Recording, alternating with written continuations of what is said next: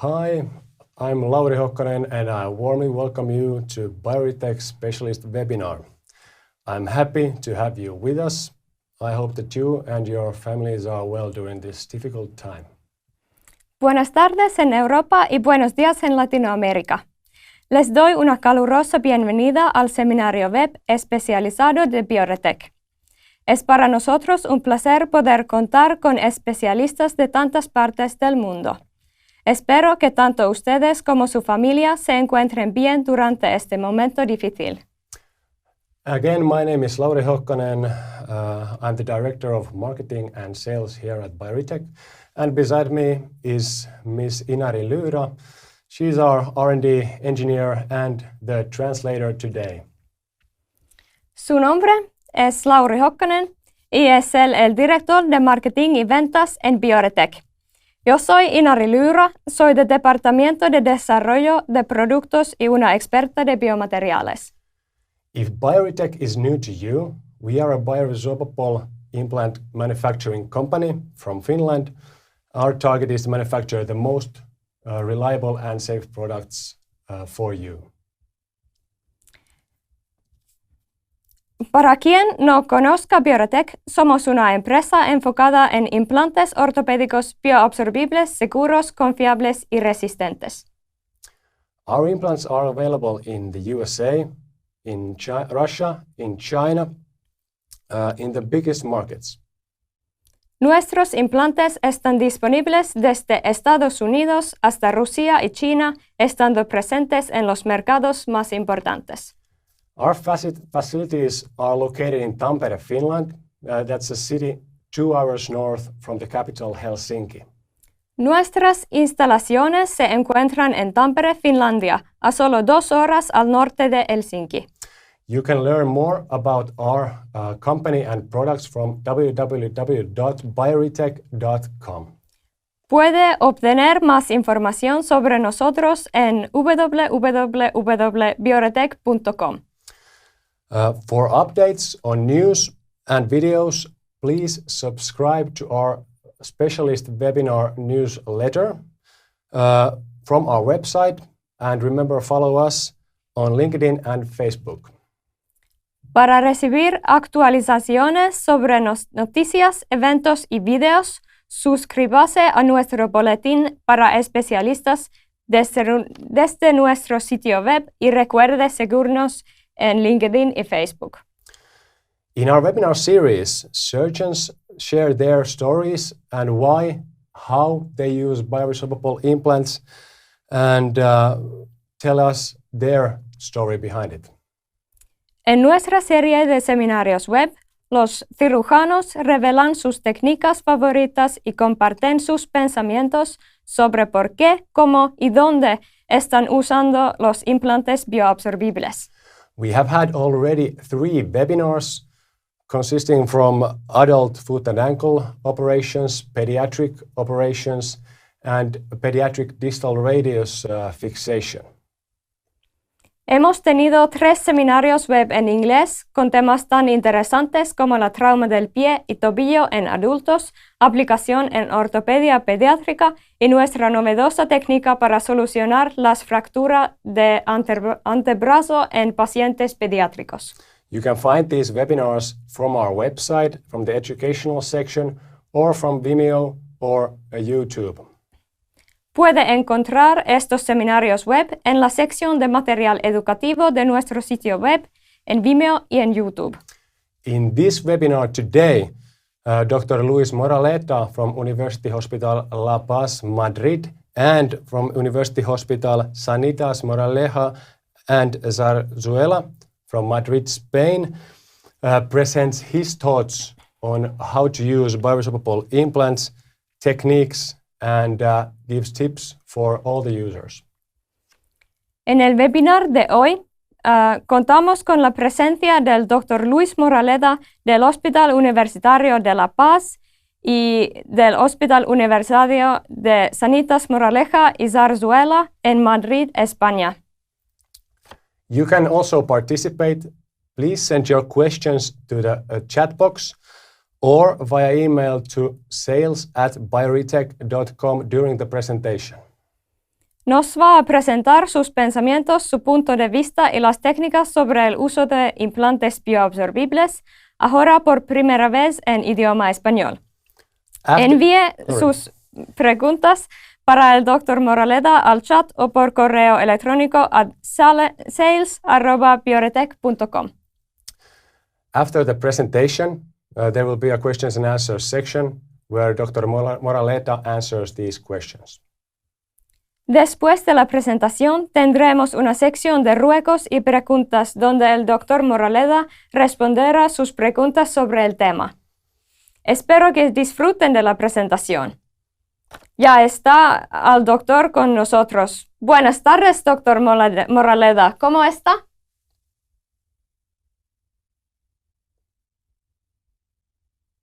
Por invitarme a este webinar. Gracias. Por ahora está todo bien por aquí. Pues, Dr. Moraleda, comparte sus pensamientos. Estamos interesados en escuchar su presentación. Por favor, adelante, el escenario es tuyo. Thank you. Muchas gracias. Muchas gracias, Lori. Esos eran mis hijos que estaban aquí molestando en un momento, pero ya estamos aquí en ello. Siirryvä esitykseen. The presentation, yes. Bueno, lo primero, antes de hablar, contar por qué, quién soy yo y a qué me dedico y de dónde vengo. Yo soy traumatólogo infantil y de adolescentes. Me formé en La Paz, en Madrid, como residente, lo cual es un hospital grande en Madrid, para quien no lo conozca. Ahora nos han puesto ahí unas torres enormes y como todo es relativo, ahora parecemos pequeños. Luego, durante mi residencia, me fui una época a Iowa y a San Diego y luego volví a San Diego a hacer un fellow. Y desde entonces, desde mi vuelta, pues trabajo en la unidad de traumatología infantil y del adolescente en La Paz y también en los hospitales de Sanitas Hospitales aquí en Madrid, también como traumatólogo infantil. Cuando Lori me propuso hablar sobre este tema, por qué usar implantes reabsorbibles o por qué utilizar estos tornillos o por qué yo me he cambiado y me he movido desde implantes más metálicos hacia esto, pues a pesar de que hay una serie de ventajas como el módulo de elasticidad o como determinados sistemas de compresión o de fijación que tienen, la primera cosa que nos viene a todos a la cabeza es para no tener que quitar el material de osteosíntesis, ¿no? Todos hemos sufrido con cirugías de material de osteosíntesis y aunque no hay unas indicaciones claras ni una política clara de cuándo deberíamos quitarlo o cuándo no quitarlo, la realidad es que es una cirugía muy frecuente en los servicios de traumatología y ortopedia y en diferentes estudios, ya sean de los años 80, 90, los años 2000, pues el porcentaje que suponen de unas cirugías en un departamento de traumatología son en torno al 5%, incluso algún estudio de allí de Finlandia, pues hablan de que es la segunda cirugía más frecuente dentro del departamento. En el caso mío, que me dedico a niños, pues aunque no hay indicaciones claras, parece que la mayoría de los traumatólogos creemos que hay que quitarlos, ¿no? Una encuesta que se hizo en Inglaterra, en el que se preguntaban a los traumatólogos si le quitarían o no el material, pues la mayoría pensaban que en chavales menores de 16 años hay que quitarlos y según va aumentando la edad del paciente, pues la mayoría de los encuestados decían que igual no lo quitaban, pero en nuestro mundo sí que debemos quitarlo. Aunque hay indicaciones claras de quitarlo, como puede ser la infección, como puede ser molestias que provoque el material o que el material fracase o hay una pseudoartrosis, hay otra serie de indicaciones que son un poco más desconocidas o que no tenemos realmente información muy clara, ¿no? Muchos de los materiales que utilizamos están continuamente cambiando y por lo tanto no tenemos estudios de investigación que nos digan qué pasa con el material que yo utilizo hoy a 20, 30 años vista en el caso de los niños. Nosotros se suele quitar mucho de rutina pensando en que quizá en el futuro va a haber una cirugía posterior, ya sea una secuela de un problema de la cadera o de otro tipo de cosas y como quedan muchos años por delante, pues se quita. También hay otra serie de riesgos un poco más teóricos, como la toxicidad de los iones metálicos. Si esos iones metálicos en chicas, cuando lleguen a la edad de quedarse embarazadas, pasarán o no pasarán la placenta, los casos de metalosis o carcinogénesis o casos de infección de bajo grado, que son casos raros, pero que desgraciadamente se han publicado y a veces existen, ¿no? Entonces hay casos publicados, como este caso de un sarcoma publicado por unos compañeros de Barcelona, en el sitio donde habían puesto una placa y unos tornillos, una fractura de tibia 30 años antes, una persona con 20 y pocos años, y que 30 años después desarrolló un fibrosarcoma en el foco. Y ellos describen o hacen una revisión de la literatura, y aunque son pocos casos, sí que hay casos de vez en cuando, y evidentemente si te pasa uno de estos casos, a partir de entonces pues vas a quitar todos los materiales, le moleste o no le moleste, en tus pacientes. Frente a este beneficio de quitar el material, también tenemos que tener en cuenta lo que ponemos en riesgo. Lo primero, una segunda cirugía, y hacer pasar al chaval por una segunda cirugía con el impacto que supone para él en cuanto a estrés, en cuanto a afectación escolar, pero también hacerle pasar por una segunda anestesia. Hay estudios que hablan sobre posibles lesiones neuronales de la anestesia en niños por debajo de los 4 o 5 años, aunque sean reversibles, pero bueno, también es una preocupación que hay que tener a la hora de intentar evitar cirugías en los chavales. La propia morbilidad quirúrgica de tu cirugía para quitar el material, la herida, el desbridamiento o la lesión muscular. Todos hemos sufrido alguna vez al quitar algún tipo de material. El coste económico que supone la cirugía y las propias complicaciones que pueden ocurrir durante esta cirugía. Quizá las complicaciones de mantener el material dentro es muy difícil de investigarlas porque los materiales cambian y no podemos hacer estudios a largo plazo. Sin embargo, nosotros nos propusimos intentar saber qué complicaciones teníamos cuando quitábamos el material en la cirugía. Y entonces hicimos un estudio en el que revisamos en 400 casos más o menos de chavales entre 2 y 17 años de edad a los que habíamos quitado material de osteosíntesis. Pues revisamos por qué habíamos quitado el material y la inmensa mayoría era de manera rutinaria, aunque sí en el 17% de los casos el material les estaba causando problemas. Revisamos qué complicaciones habían ocurrido durante la cirugía para extraer el material de osteosíntesis y vimos que el 10% de los pacientes tuvieron alguna complicación y que la complicación más frecuente fue precisamente no lograr el objetivo de la cirugía, que era quitar todo el material de osteosíntesis. Esta complicación era más frecuente cuanto mayor era el paciente, cuanto más tiempo había pasado desde la cirugía inicial y más o menos la media de tiempo de evolución desde la cirugía hasta la extracción del material eran unos 15 meses en los pacientes que no tuvieron complicaciones, frente a 20 y tantos meses, 25, 26 meses creo recordar, en los pacientes que sí habían tenido problemas. Por eso ahora nosotros intentamos quitar el material, sí hay que quitarlo entre el año y el segundo año de la posoperatorio de la cirugía inicial, y luego lo que todos sabemos que los tornillos dan mucho más problemas para quitarlos y todos habremos sufrido con algún tornillo canulado de cadera, más aún si es titanio, y es una cirugía que puede convertirse en una pesadilla para el cirujano.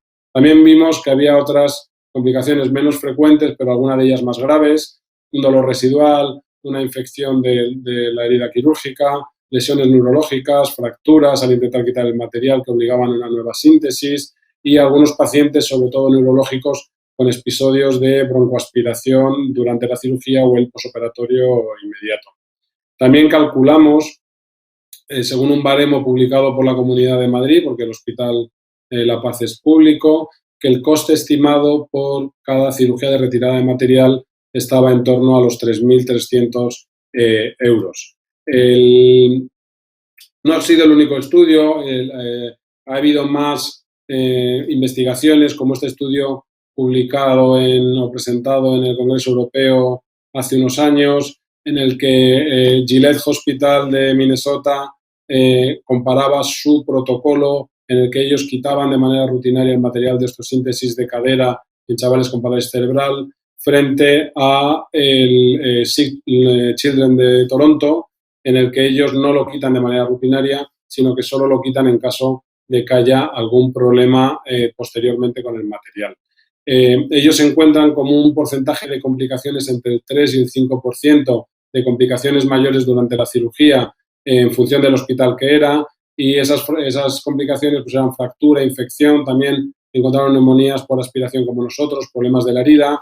Ellos calculan el coste por paciente de en torno a $20.000, pero si había una complicación, pues era muchísimo mayor. En el caso de la infección de 31.000 o en el caso de fractura casi 18.000, y calculaban que la estrategia de Toronto de solamente hacer retirada de material en caso de haber complicaciones ahorraba unos $16.000 por paciente. Por lo tanto, ahí nos preguntamos si tenemos que quitar el material o incluso si deberíamos de cambiar de material, ¿no?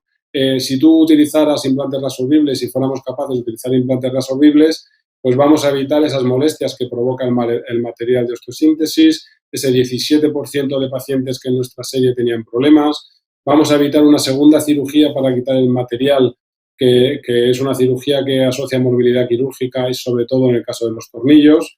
Y vamos a evitar que surjan complicaciones durante esa retirada del material, sobre todo en pacientes neuromusculares, donde son complicaciones como mucho más graves que pueden comprometer la vida. En mi caso personal, por mi práctica clínica, dentro de las diferentes cosas que hago, hay una cirugía que es cirugía de problemas femoropatelares, ya sea inestabilidad, ya sea dolor femoropatelar, en el que cuando hago una osteotomía de la tuberosidad tibial anterior, utilizaba tornillos tipo Gerber metálicos que enterraba en el hueso para que no sobresalieran y no daban molestias. Aún así, luego en la radiografía siempre asomaban un poco y no diría que todos, pero probablemente la inmensísima mayoría de estos pacientes luego se quejaban continuamente de problemas por el tornillo, al arrodillarse o diferentes cosas que el tornillo les molestaba y les irritaba y les daba problemas y los teníamos que quitar. Que nadie ha utilizado estos tornillos, es un tornillo que da mucha compresión, mucho agarre, pero luego para quitarlo a veces es una pesadilla y algunos de estos pacientes pues no hemos sido capaces de quitar todo el material cuando lo hemos puesto. Yo pensé en cambiar un poco mi perspectiva empezando por este tipo de cirugías y me puse a buscar implantes reabsorbibles y qué implantes teníamos en el mercado y qué opciones había. Los implantes reabsorbibles se llevan utilizando o intentando desarrollar desde los años 80 y en el año 84, por ejemplo, ahí en Finlandia, aprovechando que Biotech desde allí, ya se describen materiales con alfa-hidroxipoliésteres, que no sé muy bien qué es, pero que daban problemas, ¿no? Y en general los implantes reabsorbibles han descrito que dan problemas como infecciones bacterianas, problemas fundamentalmente de fracaso del material porque se degraden rápido y no aguanten el suficiente tiempo hasta que cumplen su función, y también problemas de que durante el proceso de degradación de ese material provoquen una reacción de cuerpo extraño. Y esa reacción de cuerpo extraño provoca dolor, provoca una fístula a través de la piel donde va drenando como material y como producto de reacción inflamatoria, osteolisis, y todos probablemente habremos visto o vivido casos de osteolisis del túnel tibial en una reconstrucción del ligamento cruzado anterior con una fijación con tornillo interferencial, y dan también y esos problemas varían un poco en función de los materiales. Los poliglicólidos son materiales que se degradan muy rápido y tienen un porcentaje de complicaciones altos, en torno al 5% de aflojamiento del material y problemas durante la degradación, que además ocurren durante los primeros 2-3 meses, o sea, ocurre de manera muy rápida. Los polilácticos se degradan muchísimo más lento y el porcentaje de reacción de cuerpo extraño es mucho más bajo, pero pueden dar problemas incluso 4 o 5 años después. Polilácticos se utilizan hoy en día en muchos de los tornillos interferenciales que probablemente utilicemos en nuestra práctica clínica habitual. Para mejorar ese proceso de degradación se ha pensado mucho siempre en un material que es muy prometedor, que es el magnesio, que tiene unas características de degradación muy buenas, pero que sin embargo el problema que tienen es que se degrada demasiado rápido. Se forma gas y se pierde la resistencia mecánica del implante y por lo tanto hay un problema de que se afloje demasiado pronto y no cumpla su función y tengas que reintervenir al paciente. Se han hecho intentos para mejorar esta resistencia a la corrosión del material, pues haciendo aleaciones, haciendo recubrimientos de superficie, haciendo modificaciones del diseño, y ya hay algún diseño comercializado, al menos en España, pero que no consigue la difusión porque no se termina de controlar ese proceso de degradación tan rápido que vemos con este material. Los implantes reabsorbibles de polímeros de polilactoglicólido o de ácidos polilactoglicólidos, que se le conoce como PLGA, se degradan una vez se meten en el cuerpo, absorben agua y se degradan en ácido láctico y ácido glicólico, que son materiales que están en el cuerpo normalmente y por lo tanto son biológicos, que luego se metabolizan a CO2 y a agua.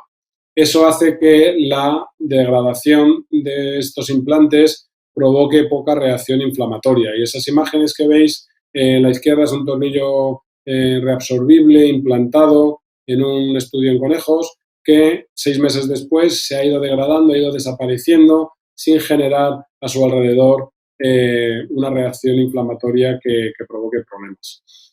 Además, en el caso del tornillo o del material que hace Bioretec, estos polímeros de PLGA, además por una técnica de fabricación, están orientados. Y al estar orientados, ¿eso qué aporta? Pues que la desintegración es en partículas pequeñas. Eso, lo bueno que tiene es que otro motivo más por el que haya poca reacción inflamatoria y además no se rompen ni demasiado pronto ni en fragmentos grandes que puedan destruirse y dar problemas. Esta es una niña, una paciente mía de 8 años, con una luxación inveterada de rótula, a la que operamos y le hicimos una liberación del alerón externo, un realineamiento distal tipo Rush-Goldwave y una reconstrucción del ligamento femoropatelar con un aloinjerto.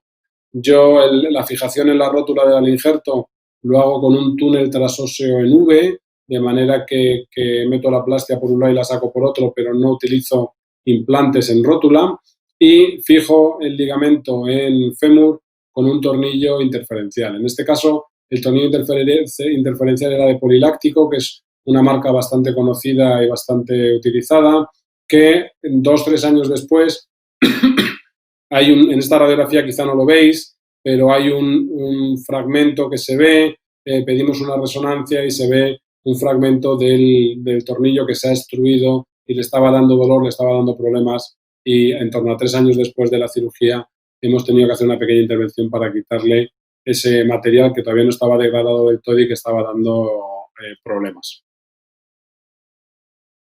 Además, cuando hablas con la casa comercial y pides información sobre el producto, pues te comentan que en este proceso de degradación el material mantiene su propiedad mecánica y empieza a deteriorarse a los 2 meses, pero el material es mecánicamente bueno 3, 4, 6 meses y que la absorción completa ocurre en 2 años. Estas fotos que se muestran es del proceso de hidrólisis de uno de los pines, en el que al implantarlo 6 meses después, el pin está todavía bastante entero, redondeado, ha cambiado de color.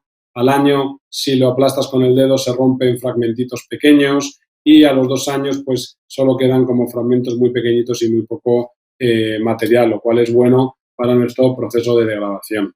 Además, en el caso de este material, esta orientación de los polímeros hace que cuando el material se introduce en el medio humano, absorbe agua y con el calor del corporal y el agua se produce una reacción, el producto se expande, de manera que aumenta su diámetro y, por lo tanto, aumenta la fijación y no solamente se expande, sino que disminuye su longitud en un porcentaje pequeño, pero ese porcentaje lo que provoca es como un mecanismo de compresión y, por lo tanto, ayuda en tus tornillos a aumentar esa compresión.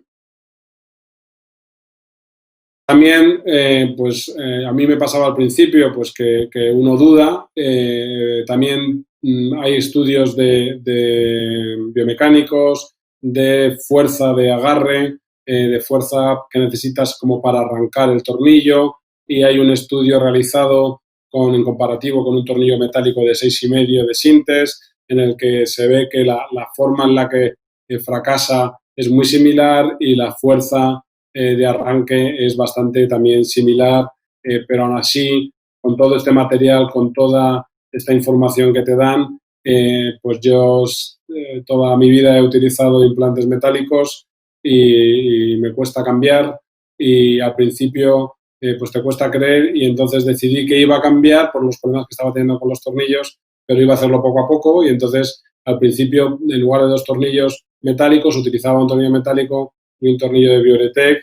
No tuve problemas con los primeros casos y eso me hizo moverme hacia adelante y empezar a utilizar solo tornillos Bioretec sin complicaciones. Ahora contaré un par de cosas que me han pasado, de complicaciones que he tenido Aún así, aunque todo iba bien, mantengo al paciente durante 3-4 semanas con una ortesis bloqueada de 0 grados de extensión a 60 grados de flexión para impedirle la flexión de la rodilla excesiva y proteger mi osteosíntesis, ¿no?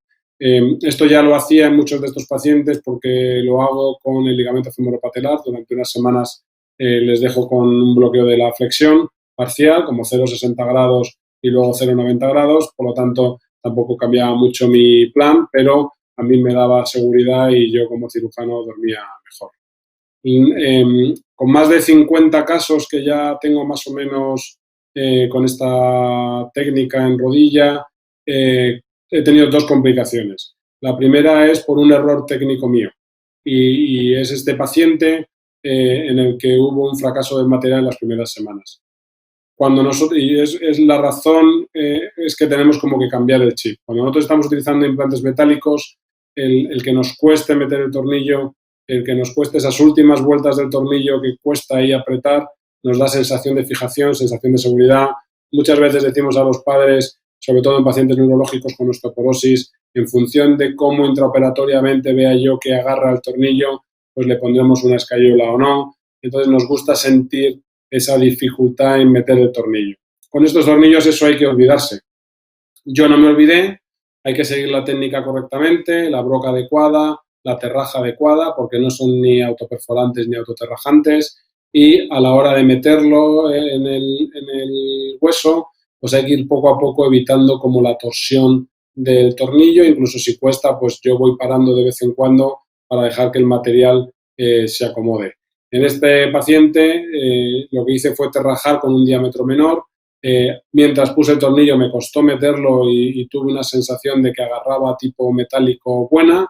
Lo que hice fue torsionar el tornillo y romperlo. Cuando 3 o 4 semanas después le reoperamos porque la radiografía de control se había desplazado el fragmento, el tornillo estaba roto entre la parte de la cabeza y la parte de la rosca, que es donde lo torsionas. En ese momento no tenía estos tornillos disponibles en el hospital, tuve que utilizar tornillos que teníamos en depósito y que eran tornillos metálicos, que pues todo fue bien, pero los tornillos le molestan y le tuvimos que quitar los tornillos.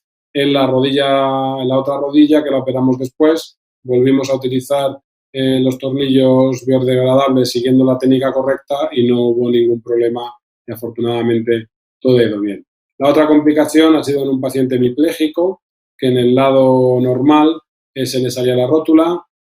Cuando era más pequeño le hicimos una plastia del ligamento femoropatelar medial que fracasó, y cuando tenía patela alta y en una segunda cirugía ya en la adolescencia, aparte de reconstruir de nuevo el ligamento femoropatelar, pues le hicimos una distalización de la TTA.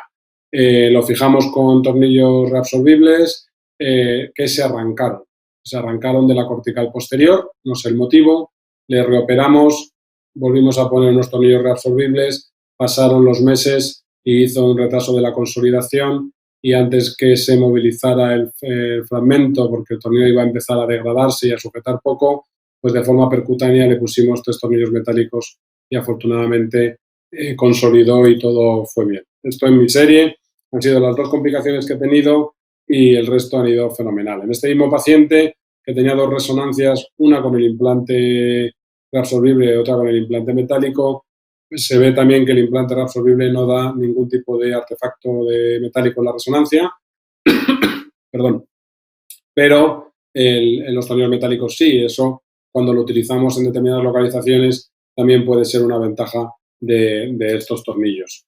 Los demás, pues actualmente lo que hago es utilizar 3 tornillos en lugar de 2 por dormir yo más tranquilo. Utilizo la ortesis bloqueada 0,60 durante las 3-4 primeras semanas, momento en el que hago una radiografía, y si veo signos de consolidación, retiro la ortesis y empiezo el proceso de rehabilitación. Y como os decía, pues en más de 50 casos, salvo estas 2 complicaciones, pues todos los demás han consolidado sin problemas. Me costó creer al principio, pero la experiencia me ha demostrado que es una buena opción. Otras indicaciones para utilizar estos tornillos, pues artrodesis interfalángica. Esta es una chica con un mielomeningocele bajo, un pie talo, en el que en el pie izquierdo tenía fuerza, un poco de fuerza en flexor del primer dedo y fuerza algo en flexor común de los dedos. Había hecho una deformidad con un flexo a nivel interfalángico que le daba problemas del zapato, problemas de que se le enganchaba el dedo.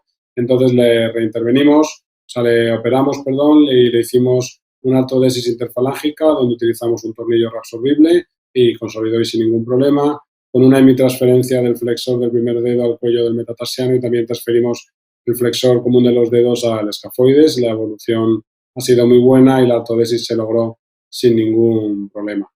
Otra indicación que respecto a este asunto, también hay otro detalle técnico que te cuentan en la ficha técnica, pero que tampoco yo le hacía mucho caso, que es que hay que enterrar la cabeza, ¿no? En este paciente enterramos la cabeza y veis que la punta de la falange está un poco como comida por el avellanador.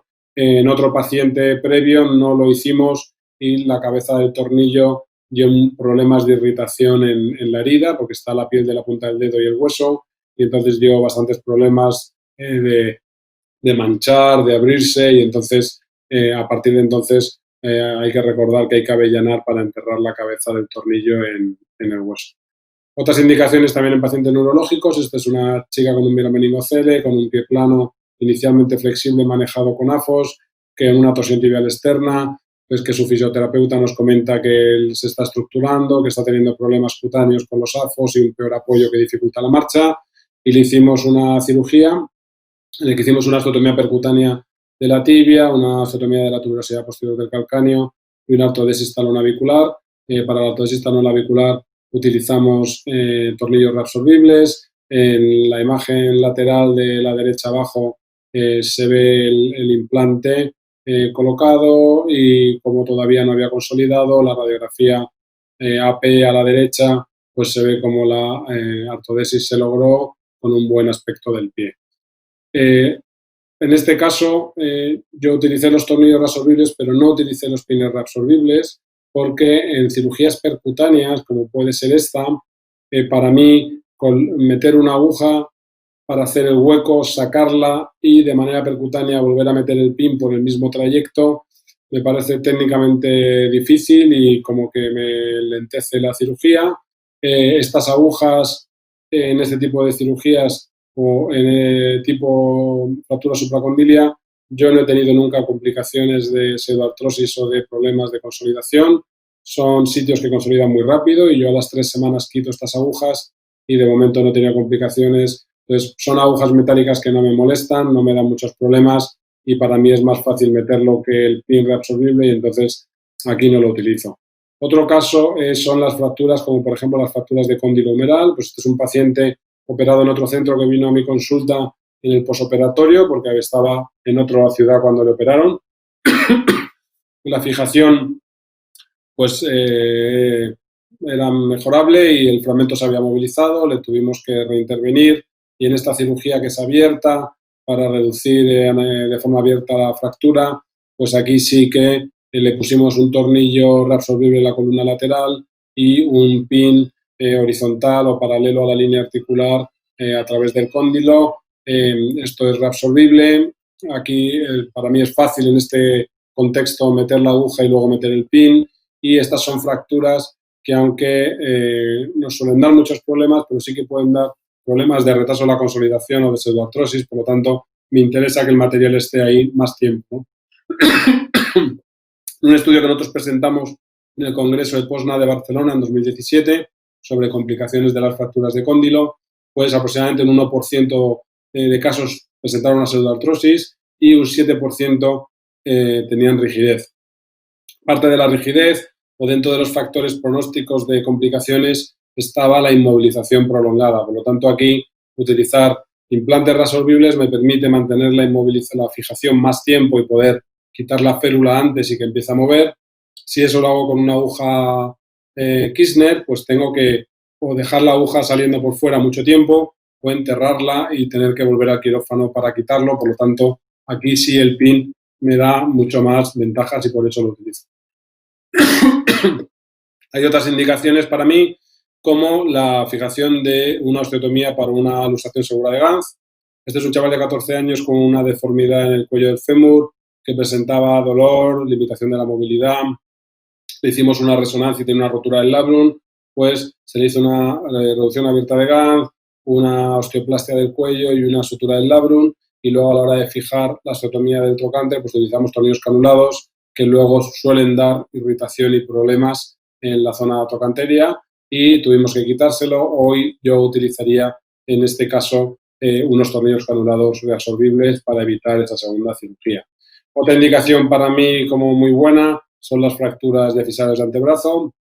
Sabemos que la mayoría se tratan de manera conservadora y con éxito, pero hay algunas de ellas que hay un desplazamiento secundario o son muy inestables, como las fracturas proximales, o son fracturas que ya han tenido una refractura y por lo tanto quieres una fijación como más definitiva, como es este paciente, en el que luego a los 6 meses, para evitar la refractura hasta que el callo ha remodelado, le quitamos el material.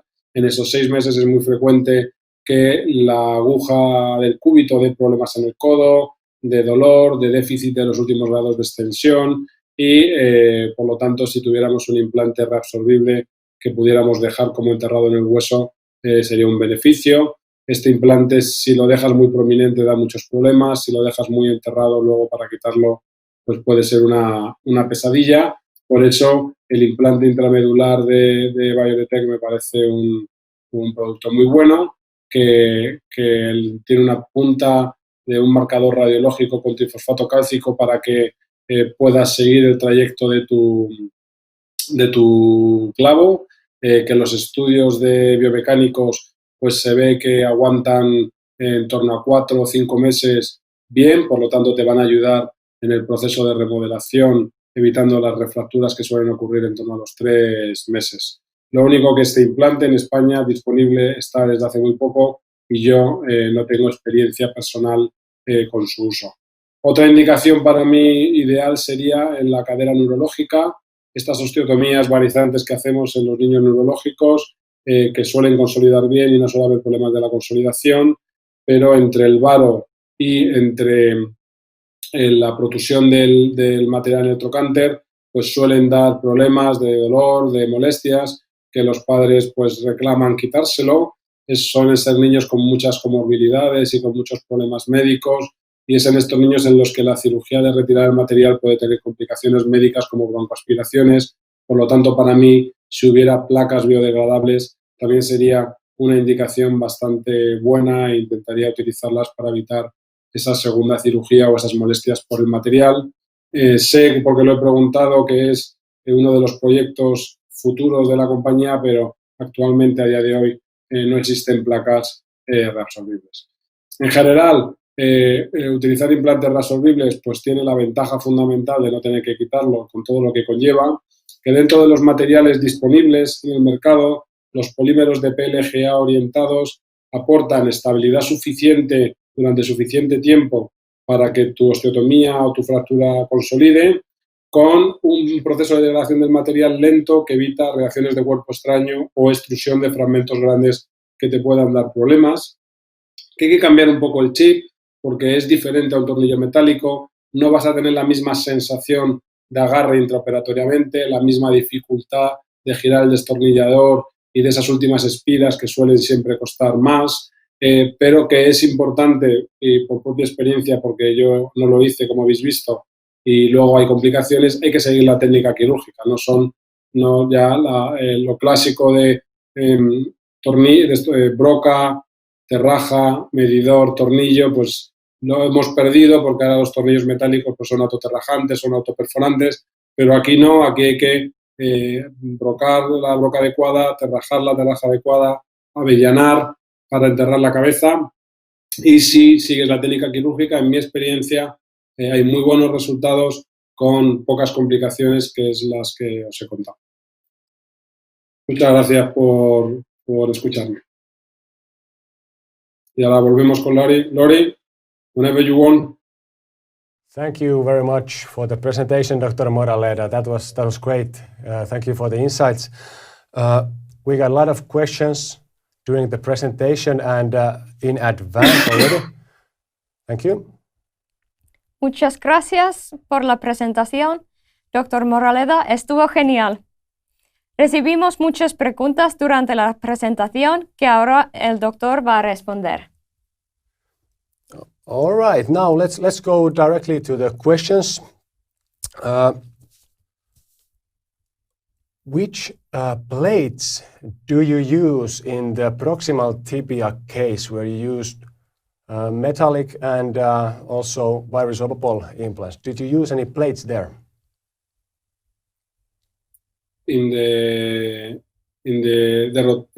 So your question is if I use plates in the distal tibia osteotomy? No, actually in the proximal tibia where you use, I believe you use only screws, No. but the question was about plates. Ok. La pregunta es si uso placas en la osteotomía de tibia proximal. Las radiografías que he mostrado son de osteotomías de la tuberosidad tibial anterior, donde solo uso tornillos. Antes utilizaba tornillos metálicos tipo Gerber, de espira proximal y distal y que daban compresión. Ahora utilizo los tornillos canulados de Bioretec, que intento que sean de mayor diámetro posible. Los tornillos suelen ser, en mis casos, normalmente entre 30 y 40 milímetros. A partir de 35 sí que hay tornillos canulados de 4, a partir de 40 de 4,5, creo recordar, si no me equivoco. De 30 tienes que bajar a 3,5. Pero no utilizo placas. Si hago una osteotomía de rotatoria de tibia proximal por un problema de síndrome de mal alineamiento, sí que utilizo placas. Hago una osteotomía desde lateral, no la hago desde medial, porque suelen ser pacientes que suelen tener cierto varo también y prefiero hacer una osteotomía de cierre lateral para corregir el varo a la vez que derroto por encima de la tuberosidad tibial, y ahí utilizo placas de bajo perfil metálicas. Hasta donde yo sé, no existen placas de material degradable, pero para mí serían una gran invención. O sea que es una osteotomía metafisaria que cicatriza muy bien, que yo no he tenido ningún problema de consolidación y que consolida rápido, y que por lo tanto si hubiera una placa degradable sería una indicación muy buena. Thank you very much. Next question is, how do you determine whether you use a bioabsorbable pin or bioabsorbable screw? La pregunta es cómo determino si utilizar pines reabsorbibles o tornillos reabsorbibles. Tiendo a utilizar tornillos reabsorbibles. Los pines reabsorbibles los utilizo en circunstancias donde para mí es por un problema técnico. Si es una cirugía abierta, como puede ser una fractura de cóndilo, que es lo que ponía en la presentación, pues para mí técnicamente es fácil introducir la aguja para hacer el hueco al pin, retirar la aguja y poner el pin.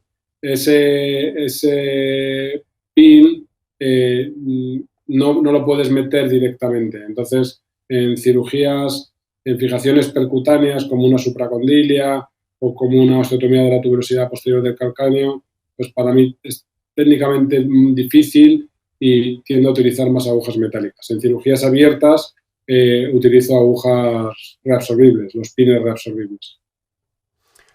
Thank you very much. Then there was a question regarding the age limit of the children that you operate. Is there any age limit with the implants?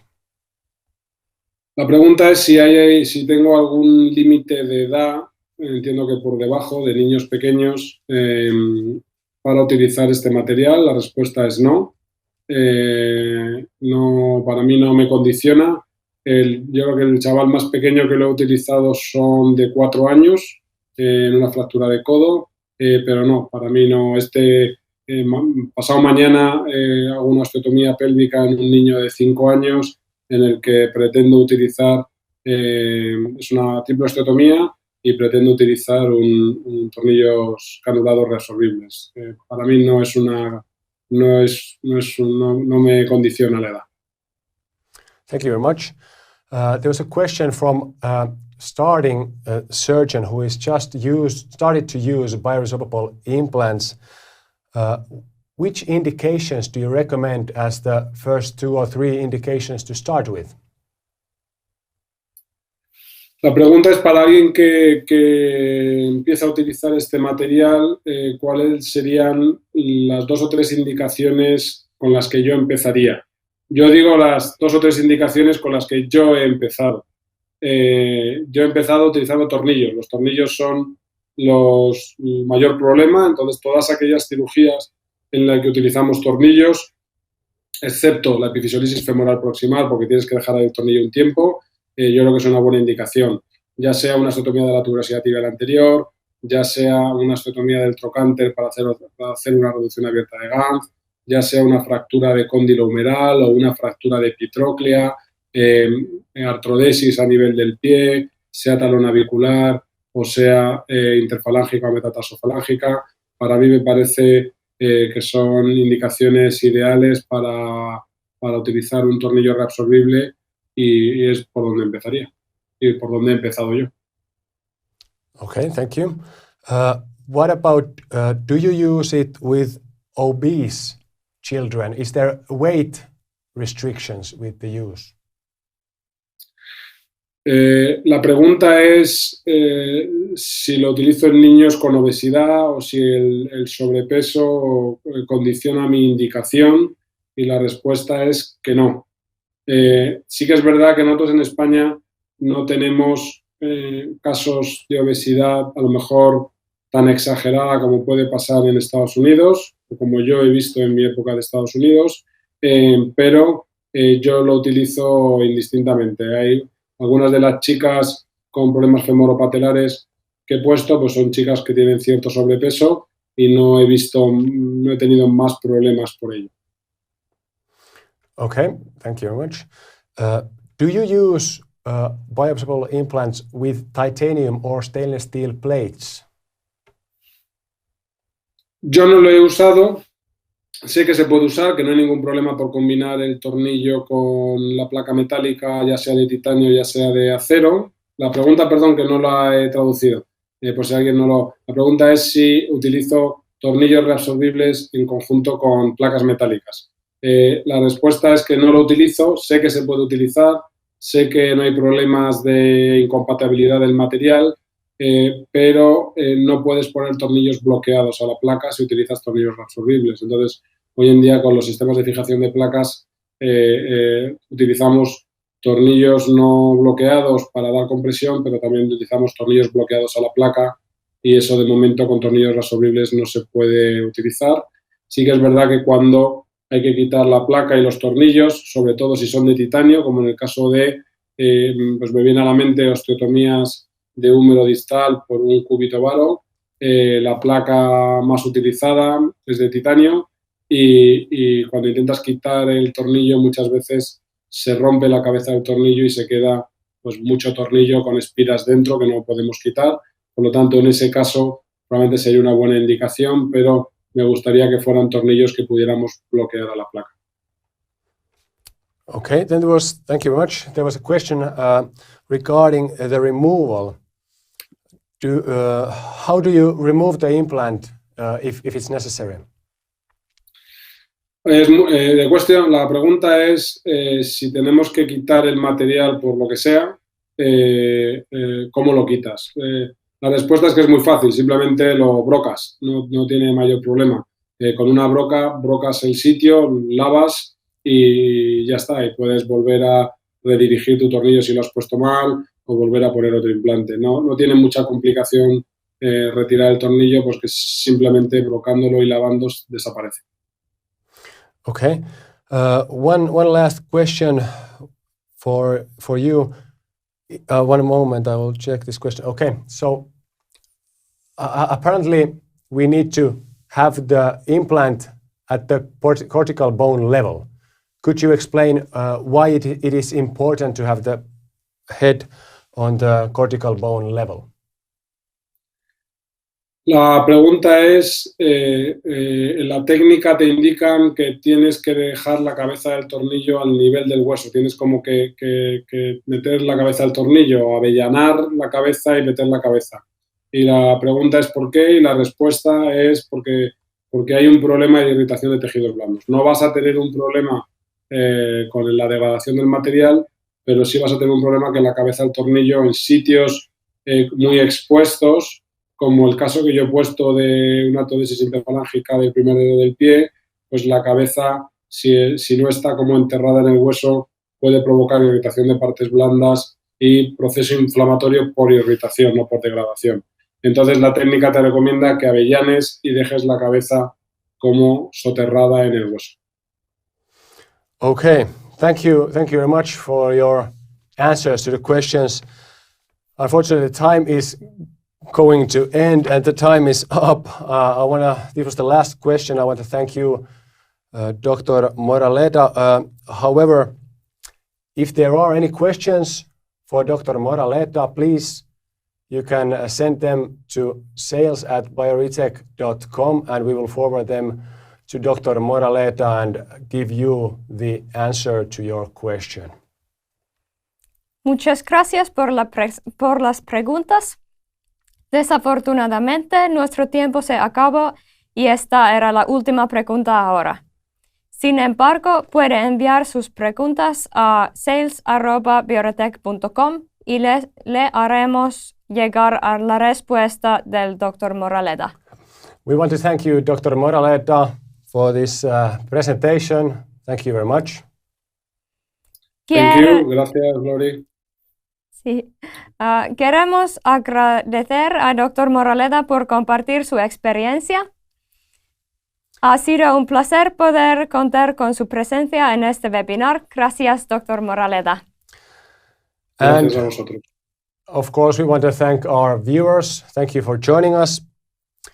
Please remember that for updates on news, webinars, events, and all related to Bioretech, please subscribe to our newsletter from our website and remember to follow us on Facebook and LinkedIn. Y por supuesto a nuestros espectadores por mostrar tanto interés en esta sesión formativa. Para recibir actualizaciones sobre noticias, eventos y videos, suscríbase a nuestro boletín para especialistas desde nuestro sitio web y recuerde seguirnos en LinkedIn y Facebook.